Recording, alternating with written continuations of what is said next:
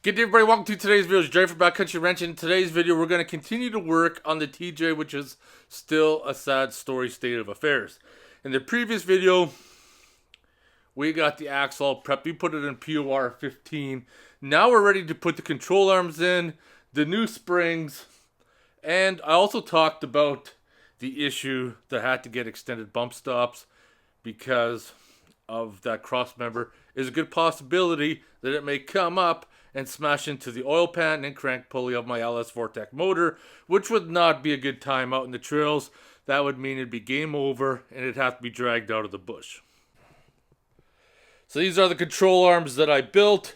We got some Johnny joints right here. We got 2-inch tubing, 1/4-inch wall, DOM. I bought the bushing ends from TMR Customs. But what we're going to look at is two different brand names of bump stops. One that I bought beforehand and realized afterwards I'm going to need another one. This is your factory bump stop right here. Still good. Nothing wrong with it. So a while ago, because I like to pick up parts long before I need them. And these are the energy bump stops. Let's compare them to the factory. So the energy bump stop is a poly bump stop. As you can see right there, they are basically the same height. This call is from Visa Security Department. We had received 2 charges from your credit card early this morning. The first charge is a $400 through eBay, and the second charge is $1,300 through international gift card money transfer. We believe it's a suspicious and unauthorized charge. Because you have never used any gift card services in the past through your credit card. To allow these charges, press 1. To cancel these charges, press 2.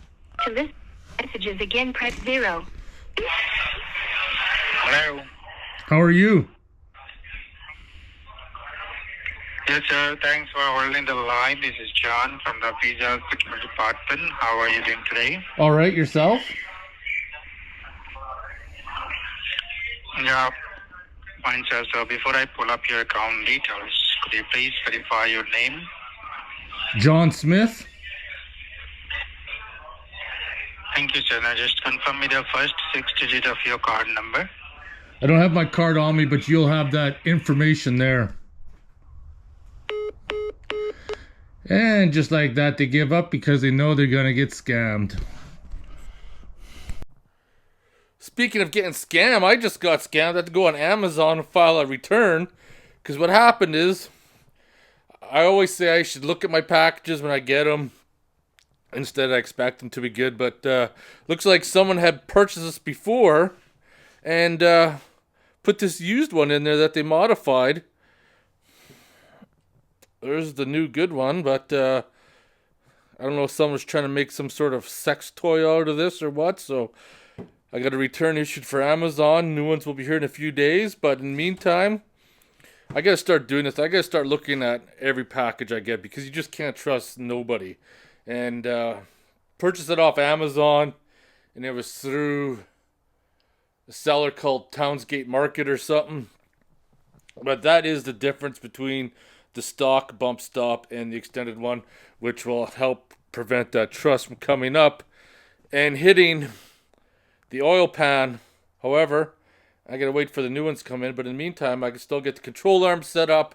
We're gonna anti-seize the threads. The last thing you want are these big threads in there seizing up, because if you ever have to adjust them, which you probably won't, but one of the things we will have to do is we just can't put the control arms in and then wing it. We have to put them in and then try to set the caster as close as we possibly can. That's one of the main reasons why they're adjustable, and then we can see how that's going to fit up. So let's get some lubrication inside there for those poly bushings to make them go in smoother, and afterwards we'll grease them. I do got that little toy hammer there, which will help get them in.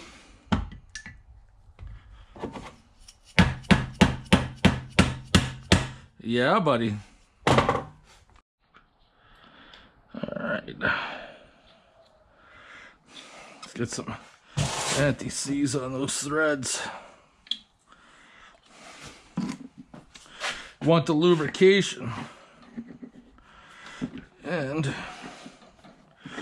want to make sure that they won't seize up. I'm not sure what's going on.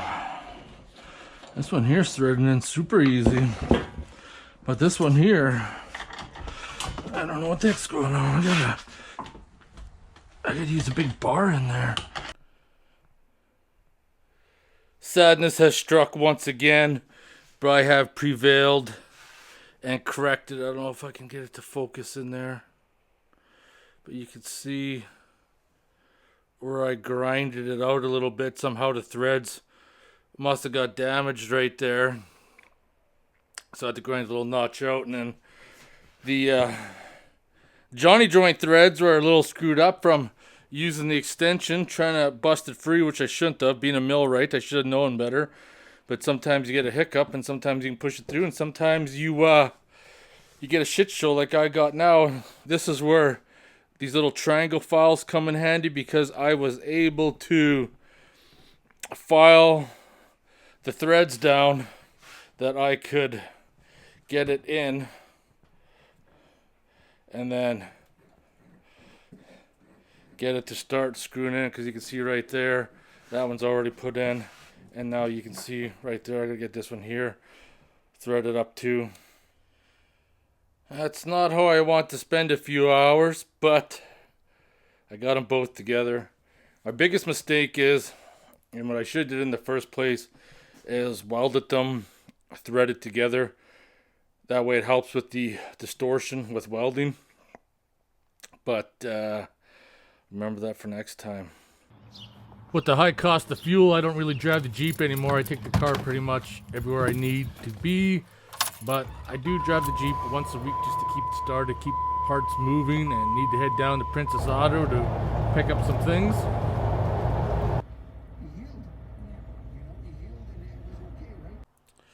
So let's look at what I got from Princess Auto today. Stopped in there. So for that Yes welder, it's an overseas welder. These are the contact tips that it uses. And actually, Princess Auto had these Pro Points, which look like they're identical. Picked up this rope. It's on sale for $3.99. Gonna throw that in the Jeep for camping. 1/4 inch times 100 feet. Could come in handy for tying up tarps. This, we'll try out what this is going to be. This is the Power Fist 12 volt chainsaw sharpener. I picked up the proper wire for the welder. The 0.35 flux core. And then this was on sale, so I picked it up. This is the Power Fist ball joint service tool and master adapter kit that has extra parts that my other one didn't have. A kit like this probably would have came in handy when I did the ball joints on the Ford, which are pretty much impossible. This kit probably could have helped. And also the other kit, I seem to struggle a little bit on the JK because it didn't have the one adapter. Like to see that one adapter, it's kind of cut out there. I think that's kind of the one I'm going to need.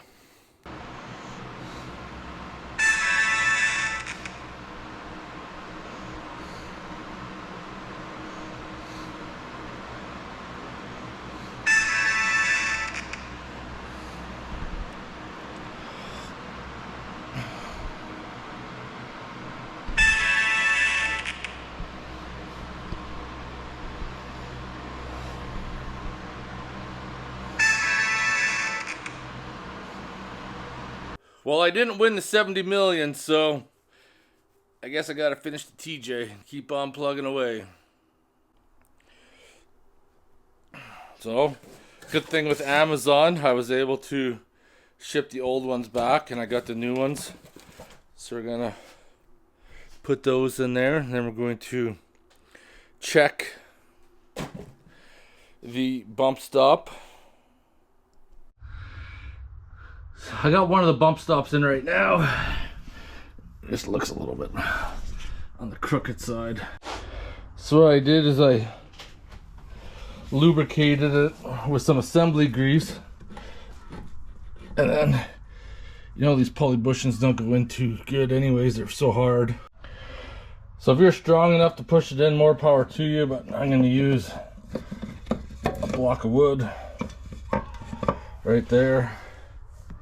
Then I got my jack. Come down. Be easier if the other control arm was in, but right now I'm just going up and get it in. Alright, we're squished up and in place. Now the fun begins. Put the lower control arms in, check what the caster angle is, and then make some adjustments. So this is where you gotta choose your battle.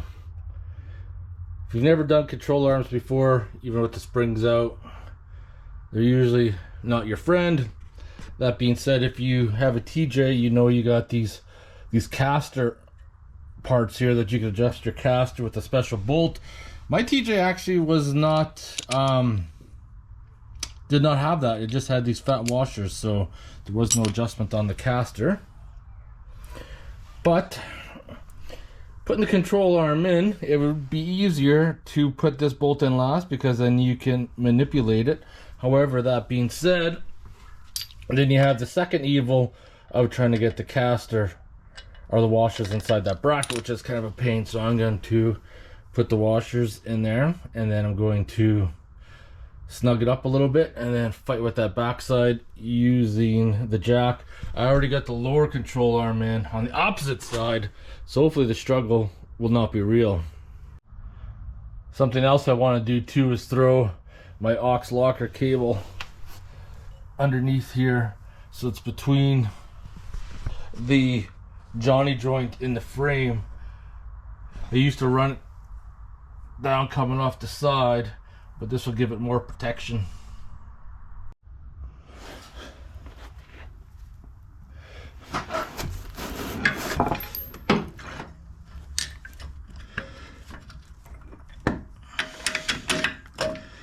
Throw that one in. I gotta get the washer in between there.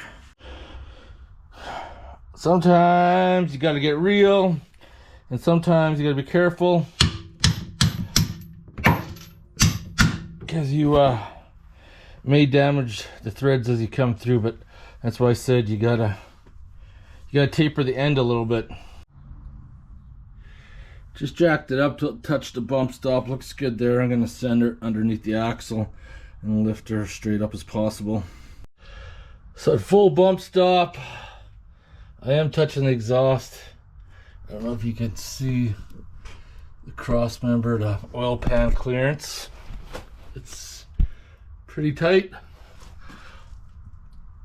but I don't think the springs are going to compress that much. I don't think they will. So these are the springs I got, Rubicon Express RE1355. They are 4.5 inch. What I believe they are. That looks like a long spring. I got a pry bar down there, and I didn't use a pry bar at all. I kind of was fighting with it for a while, and all of a sudden I did like a swinging motion and popped in. I don't know if the other side's going to be the same. I'd rather not. Have to get the spring compressor out. There. Actually, it went right in. Oh.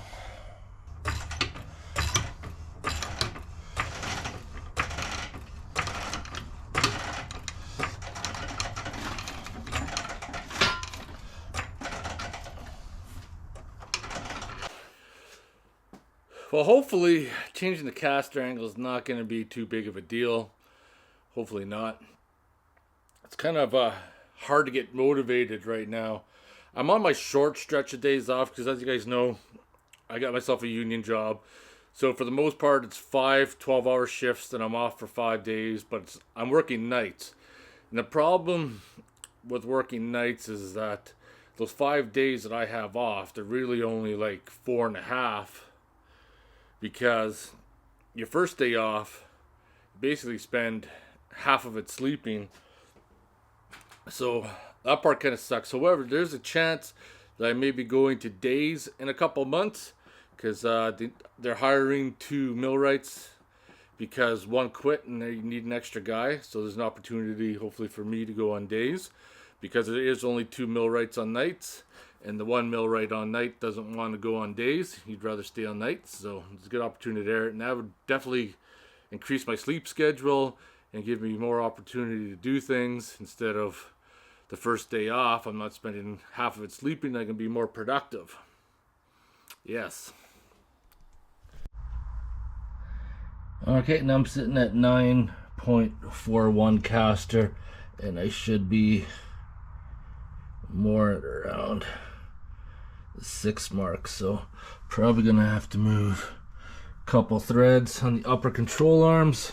Let's go over to the other side, because in order to do this, you have to have the Jeep under its own weight.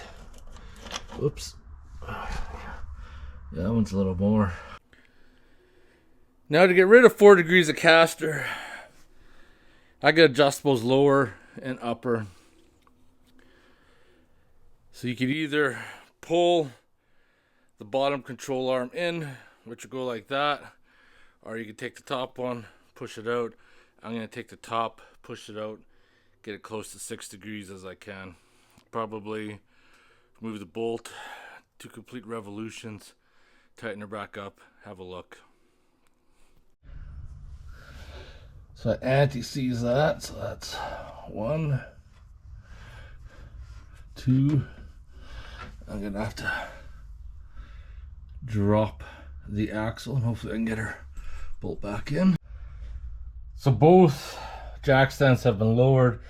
I'm using smaller bolts because when you're making these adjustments, like I went 2 rotations out on there, and it's pretty much impossible to get that bolt back in unless that one there has been loosened off too and pushed forward. So now with 2 rotations out, it's get it back under its own weight, and we'll take another measurement.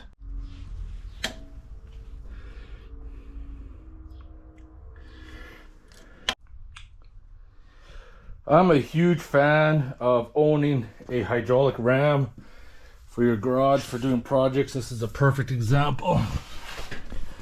As you can see, my setup, got the ram on the truss on the frame of the Jeep, because what happens when you remove the second bolt, the truss will roll forward because of the spring tension and everything else, and then you'll be fighting trying to get that bolt back in. But with a hydraulic ram, it pushes the axle back so you can get it in place. Oh, this thing has been a lifesaver. I've had this for a long time, and every time I had to bust it out, it has saved me a lot of stress. Hard to get her reading down there. I'm pretty happy with that. One thing you got to pay attention to when you are adjusting your control arms is you have to make sure, because this is a double card-on drive shaft in the front, so you got to make sure at the pinion that it stays as straight as possible, otherwise you're going to get some vibration issues.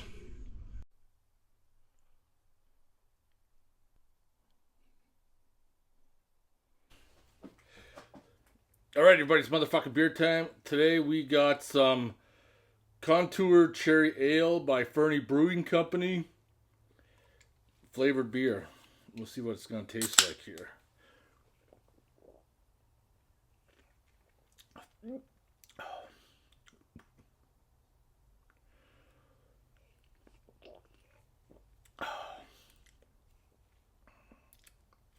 Not sure how I feel about that one. I don't hate it.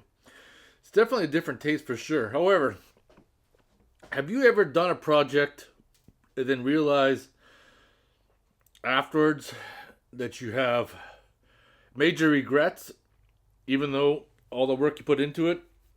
I'm really regretting putting that truss in now because of the distance between the crank and the truss. the pulley. So I got roughly 4.5 inches between the axle and the bump stop. That's what the extended bump stops.